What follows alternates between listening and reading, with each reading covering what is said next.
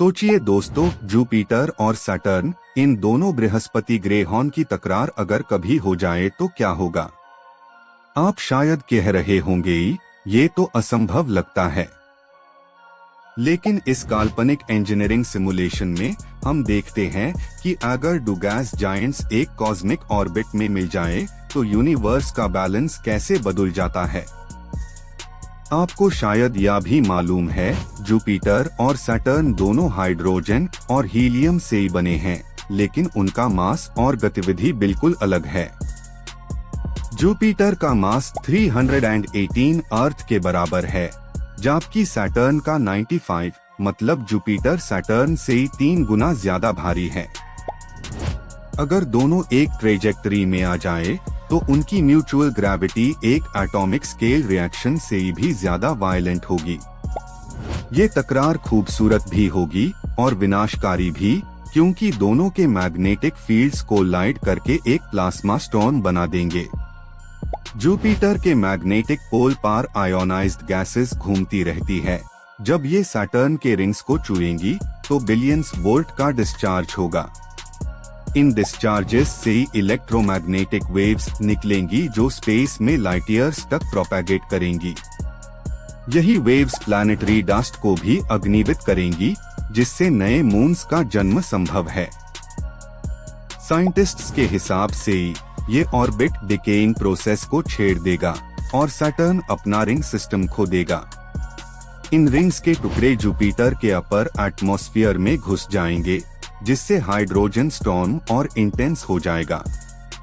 आप सोचिए, magnetic resonance से क्रिएटेड शॉकवेव्स जुपिटर के रेड स्पॉट को हिलाकर उसका साइज बदल देंगी। एक समय आएगा जब ग्रेविटेशनल शेयर दोनों को ड्रैग करके एक हाई सुपर प्लैनेट बना देगी। इस सुपर प्लैनेट को हम गैस टाइटन कह सकते ही है, जिसमें न्यूक्लियर फ्यूजन के कंडीशंस तक बन सकती है। हाइड्रोजन कंप्रेशन इतना इंटेंस होगा कि हीलियम फ्यूजन स्पॉन्टेनियसली हो जाएगी, एनर्जी का एक एक्सप्लोजन क्रिएट होगा। ये एक्सप्लोजन कोई सिंपल ब्लास्ट नहीं, बल्कि एक मिनी स्टार का जन्म होगा। नासा के सिमुलेशंस में कहा गया है कि ऐसा होने से ही जुपिटर सैटर्न एक न्यू ग्लोइंग बॉडी क्रिएट कर सकते ही हैं। इस ग्लोइंग प्लैनेट के पास अपना एक आर्टिफिशियल मैग्नेटोस्फेयर बैंड जाएगा जो रेडिएशन एब्जॉर्ब करेगा। लेकिन दोस्तों, ये मैग्नेटोस्फेयर इतना विशाल होगा कि नियर बाय प्लैनेट्स के ऑर्बिट्स डिस्टॉर्ट कर देगा। आप समझ रहे हैं, जुपिटर और सैटर्न की तकरार सिर्फ एक इम्पैक्ट नहीं, एक चेन रिएक्शन है। इस कोलिजन के रिजल्ट में सोलर सिस्टम के मिडल रीजन में एक लाइट और एनर्जी का साइक्लोन बन जाएगा। इन साइक्लोन्स का टेम्परेचर थाउजेंड्स ऑफ केल्विन तक बढ़ सकता है, जो कोई स्पेसक्राफ्ट सरवाइव नहीं कर सकता।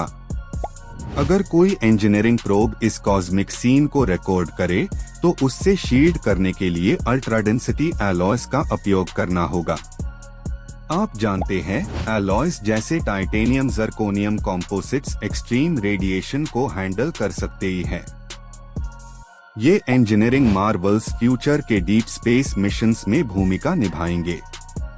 लेकिन यहाँ चैलेंज है, कम्युनिकेशन ब्लैकआउट, क्योंकि आयन स्टॉर्म्स सिग्नल को डिस्टॉर्ट कर देते हैं। इस प्रॉब्लम को फिक्स करने के लिए क्वांटम एंटेंगल्ड ट्रांसमीटर्स डिजाइन करने पड़ते हैं। एंटेंगलमेंट एक इंजीनियरिंग वंडर है, जहां डिस्टेंस मैटर नहीं करता, सिर्फ कनेक्शन एनर्जी पे डिपेंडेंट होता है। अगर जुपिटर सैटर्न कोलिजन से कुछ सीखा जाए तो वो है एनर्जी ट्रांसमिशन और प्लैनेटरी कंट्रोल के नए पाथ। आपको याद होगा, अर्थ से जुपिटर तक वेव्स को पहुंचने में लाइट को भी 35 मिनट्स लगते हैं। इसीलिए ह्यूमन इंजीनियर्स इस कॉन्सेप्ट को रिमोटली कंट्रोल नहीं कर सकते, ऑटोनोमस सिस्टम्स बनाना पड़ता है। ऑटोनोमस स्पेसक्राफ्ट्स जो रिएक्शन टाइम 0 के बराबर रखे, वही सरवाइव करेंगे। आर्टिफिशियल इंटेलिजेंस के एल्गोरिदम्स ऐसे डेटा को रियल टाइम मॉडल करते ही हैं, जिसे ह्यूमन माइंड इमेजिन भी नहीं कर सकता। आप सोचिए, बिलियंस ऑफ टेराबिट्स का डेटा कंटिन्यूअस ट्रांसफर एक कॉस्मिक इंटरनेट जैसा सिस्टम बन जाएगा। इन डेटा स्ट्रीम्स को स्टोर करने के लिए सुपर कंडक्टिव स्टोरेज रिक्वायर्ड होगा नियर जीरो टेम्परेचर एनवायरनमेंट में। क्रायोजेनिक इंजीनियरिंग यहाँ क्रिटिकल रोल बढ़ाएगी क्योंकि मैग्नेटिक इंटरफेरेंस बहुत ज्यादा होगी। क्रायो टैंक्स में स्टोर्ड हीलियम और हाइड्रोजन सिस्टम को स्टेबलाइज रखेंगे। आप सोचिए, ये सब ह्यूमन टेक्नोलॉजी के लिए एक सर्वाइवल टेस्ट जैसा है। जुपिटर और सैटर्न की तकरार सुनने में जबरदस्त लगती है, लेकिन इंजीनियरिंग टर्म्स में ये एक नाइटमेयर है। एनर्जी कैलिब्रेशन, मैग्नेटिक कंटेनमेंट और प्लाज्मा रेगुलेशन सब एक साथ कंट्रोल करना असंभव जैसा लगता है। पर दोस्तों, ह्यूमन इमेजिनेशन कभी रुकती नहीं और आर्टिफिशियल सिमुलेशन से हम ऐसे इवेंट्स प्रिडिक्ट कर सकते ही हैं। अगर कभी एक super computer Jupiter Saturn collision simulate करे तो हम उनके बिहेवियर को डीपली समझ सकते ही हैं। हाई परफॉर्मेंस कंप्यूटिंग क्लस्टर्स इस तरह के ग्रेविटेशनल डेटा को पेटाबाइट स्केल पर एनालाइज करते ही हैं। ये एनालिसिस बताता है कि पोस्ट कोलिजन कोर टेम्परेचर सन के 1/5 के बराबर हो सकता है और इस हीट से ही एक नया बैलेंस बनेगा, एक हाइब्रिड प्लैनेट का जन्म। सोचिए, हाइड्रोजन फ्यूजन के कारण वो प्लैनेट धुंधली सी धूप जैसे ग्लो करेगा, एक इनकम्प्लीट स्टार की तरह। आप चाहे तो इसी इंजीनियरिंग मार्वल कह सकते ही है, जहां केओस से स्ट्रक्चर इमर्ज होता है। इन प्रोसेसेस से ही हम सीखते हैं कि नेचर भी एक इंजीनियर है जो बैलेंस बनाता और तोड़ता रहता है। आखिर में दोस्तों, जुपिटर और सैटर्न की तकरार ह्यूमी दिखाती है कि एनर्जी और ग्रेविटी कितनी अनइमेजिनेबल पावर रखते हैं।